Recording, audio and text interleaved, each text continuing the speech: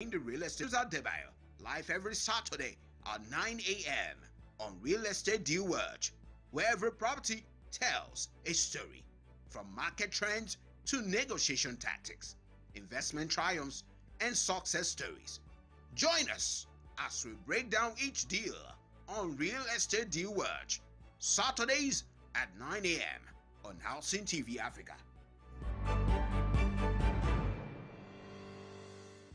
This is Real Estate Deal Watch on Housing TV Africa. My name is Festus Adebayo, and I will be your host on this very important program today. Real Estate Deal Watch is a program that handle all matters relating to transactions in the real estate business. And the program is like a real estate watchdog, real estate ombudsman, where we receive complaint and we attend to the complaint, where we liaise with the buyer and the sellers of a real estate transaction. And today, we will be looking at many issues, most especially at this time, that the economy of the country is a little bit harsh, and developers are coming up with some changing the price as a result of the increase in the prices of building materials. I will be right back, just in a moment.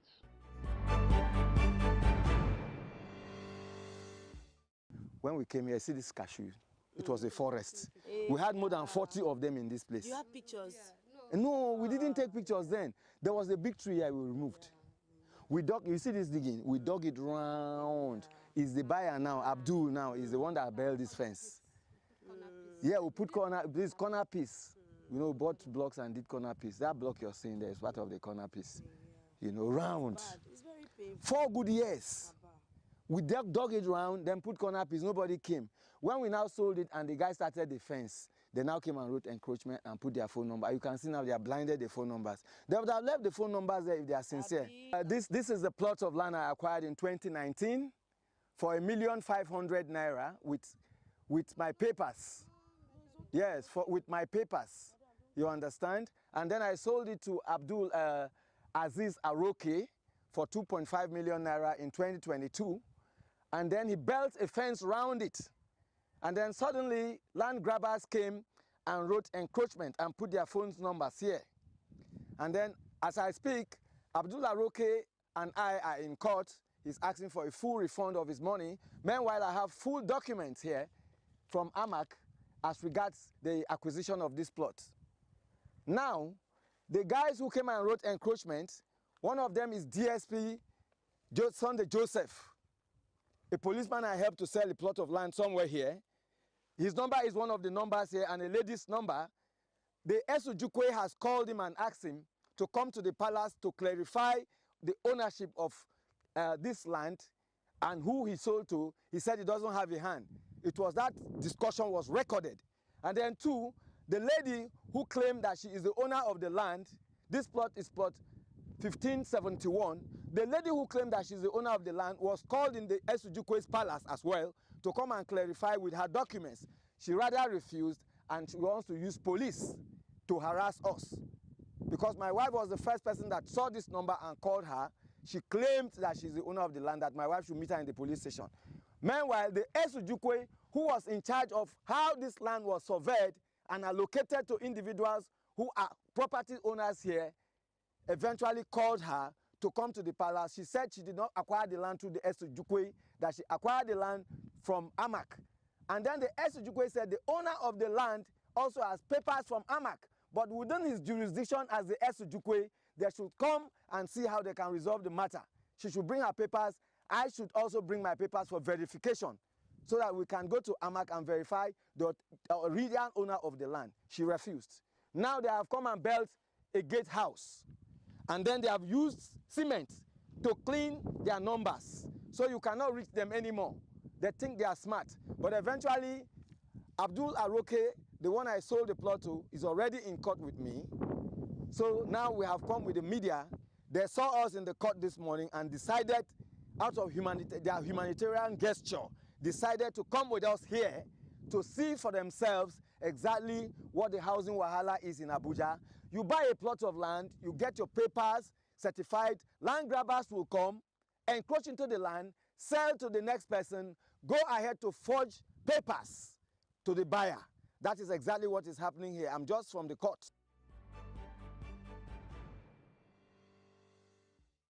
Welcome back. The issue of real estate, the transaction, failed transactions in the real estate sector have been the subject of concern to government and even to some of the leading players in the housing industry.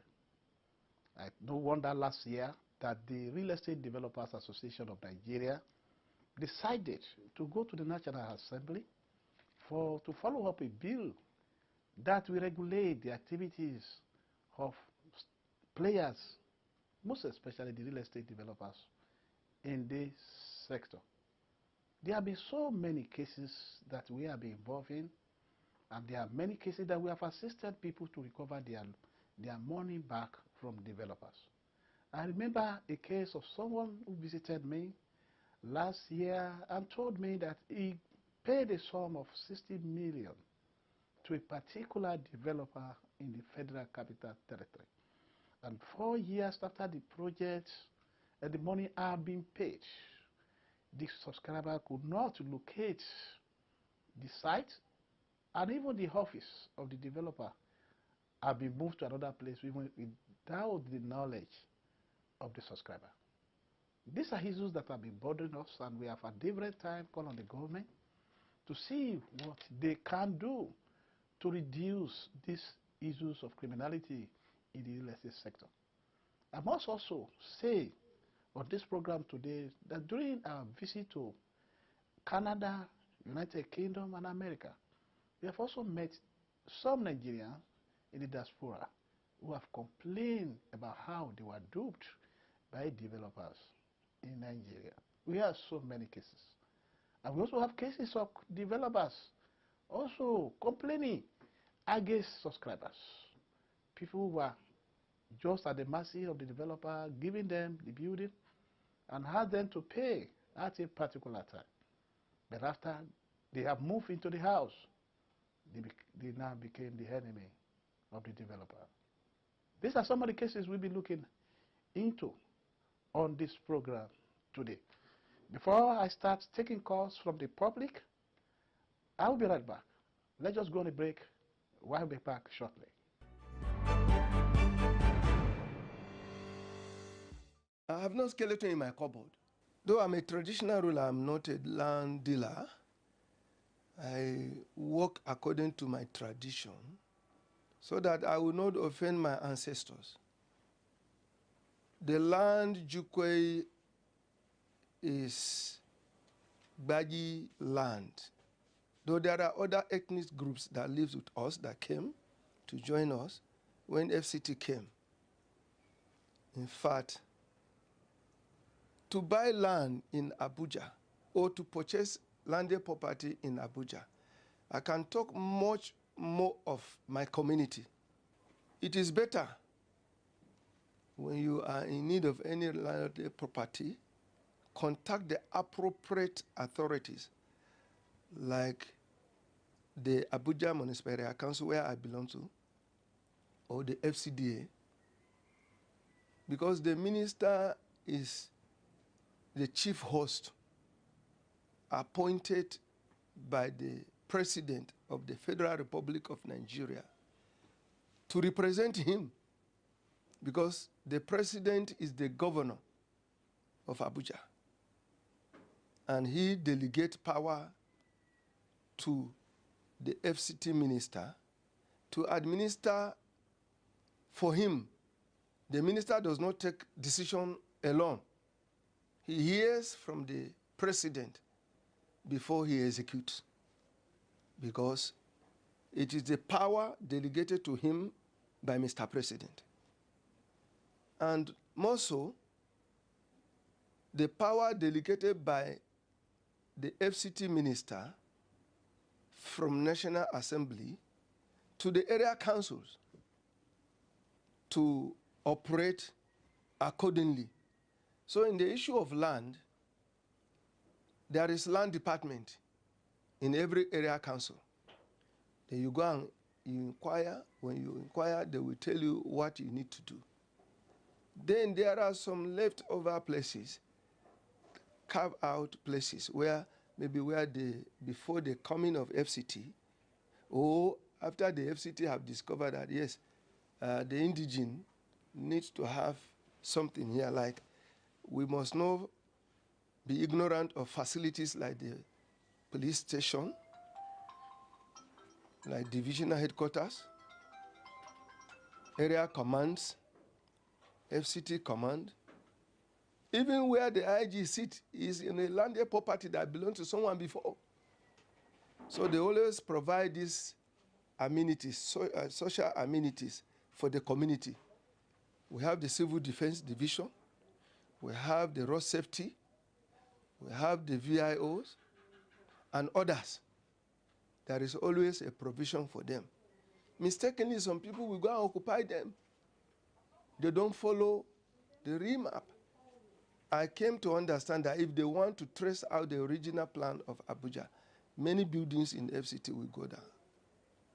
Many buildings. And then people will suffer it.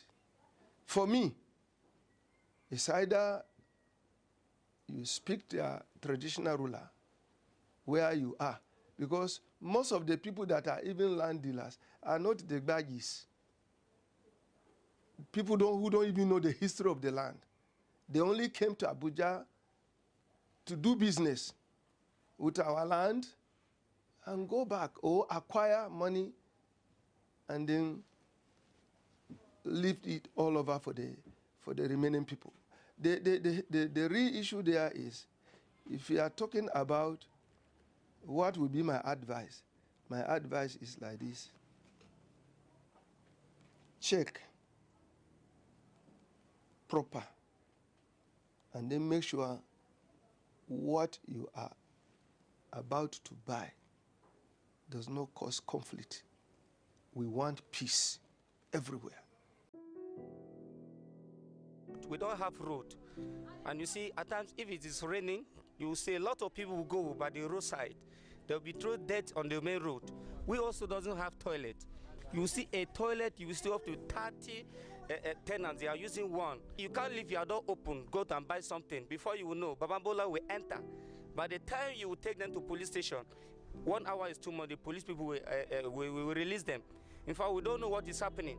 Your plight, your concerns, your issues related to housing, livelihood, and social development. This is why we've established Housing TV Africa. Keep a date with us on Star Times and DSTV 24/7. Housing TV Africa, your first in housing news.